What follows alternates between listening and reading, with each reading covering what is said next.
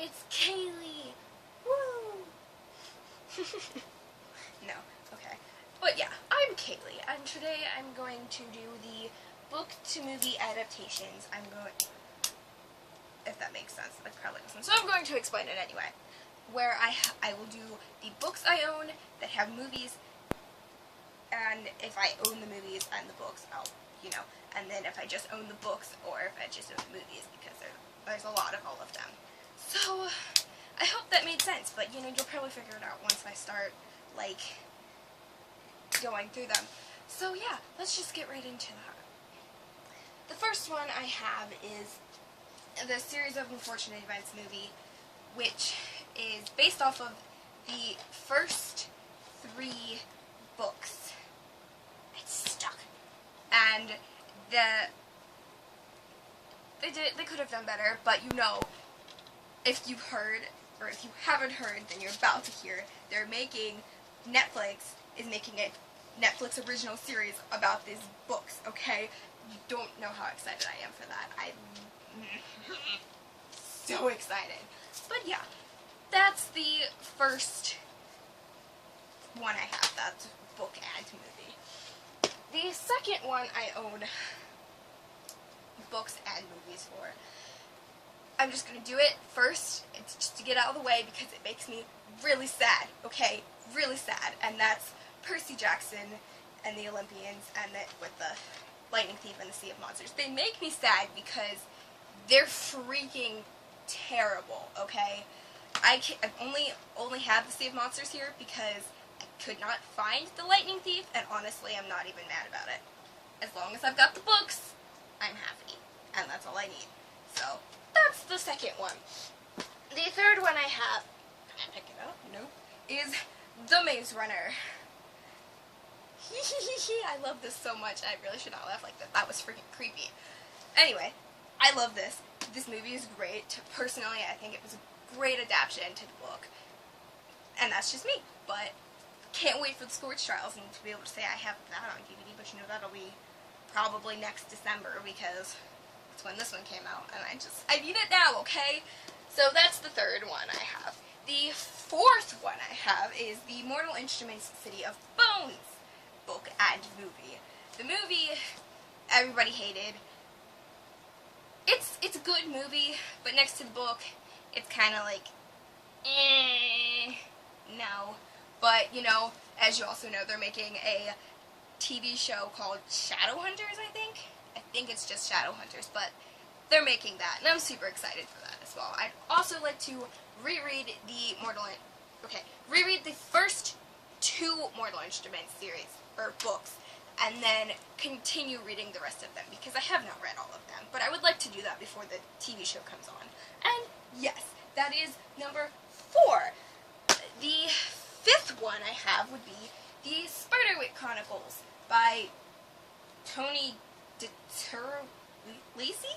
I have no idea, that was probably really bad, and Holly Black. These are also one of my favorite childhood books, and when I found out there was a movie, I'm like, oh, yay, that would be super exciting, because back when I read these the first time, I was like 6. No, you can't read when you're 6, or at least I couldn't, but I got super excited when I found out there was a movie, and this is actually one I actually like the movie, and yeah, that's 5? I think that's 5. 6 would be Ender's Game by Orson Scott Card. I think I've explained this before. Whatever! I think I've explained this before, where my dad talked me into reading the book because the movie was coming out, and I was like, that sounds stupid, and I don't want to read that, but I did, and then I saw the movie, and what were they trying to do? Please explain that to me. I love Haley Steinfeld, and I love Asa Butterfield, okay? But there is no love story in this book. There's no way you could... there is. What they were trying to do in the movie just did not work. But it was still a good movie, and it's a great book. So, and I own both of them, so, yay! I don't know what you're saying. The next one, because I forgot what number I am, is Catching Fire by Suzanne Collins and the movie. I own The Hunger Games and Mockingjay Part 1, but I could not find them. They are here somewhere. I don't know where they are, and I was trying to find them, but I'm like, I don't know where you are, so I'm just going to do it with the one I have and say, make sure everyone knows I do have them. I just don't know where they are, but I will find them. So that's whatever number that was. Then, this is a big stack. The next ones I have, never read these, but I have seen the movies multiple times, and that is, oh my gosh, The Chronicles of Narnia by C.S. Lewis. Totally forgot who that was by for a second. Whoops! So, yeah, I own all 3 movies and the bind-up of all 7 books. Is there 7? I think there's 7. Also, I own the audiobook of Prince Caspian. But, you know, I've never read them. I don't know if I ever will or what, but I do own them and I own the movies, so it kind of fits into this video. The last one I own both the book and the movie for is The Golden Compass by Philip Pullman. I have not read this book and I have not seen the movie, but I do own them both, so again, they fit into the category. Okay, so that's all of the ones I own, books and movies. So first, I guess I'll do books I don't own the movie for because that's a smaller stack. Actually, it's not, but I'm going to do it anyway. The first 3 I have books for, but not the movies, is Safe Haven, The Notebook, and A Walk to Remember by Nicholas Sparks.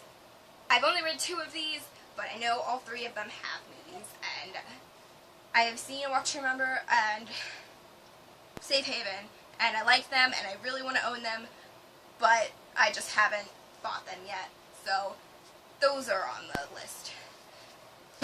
The first one. The second, okay, if you count that as 3, then this is 4, but if you count that as one group of whatever, then this is 2, and that is The Fault in Our Stars by John Green, because I own this book, the beautiful movie cover, but I do not own the beautiful movie, sadly. Planning on getting that, as well as the next one, and that is If I Stay by Gail Forman. I read this book and loved it, obviously, because it's great. But I do not own this movie either. I would, again, like to buy this one as well, and have them both, so these 2 would both be, like, in that group, that big group of books I have, and with their movies, and I'm probably not making any sense, but I really hope I am. Okay, so those are all the ones I have, where I just own the books. Now we'll move on to the ones I only have movies for, and the first one is Divergent. My mom really wanted to see this movie. I have not read the Divergent book, but I was challenged to read that by my friend at Catherine's Books. That's her name.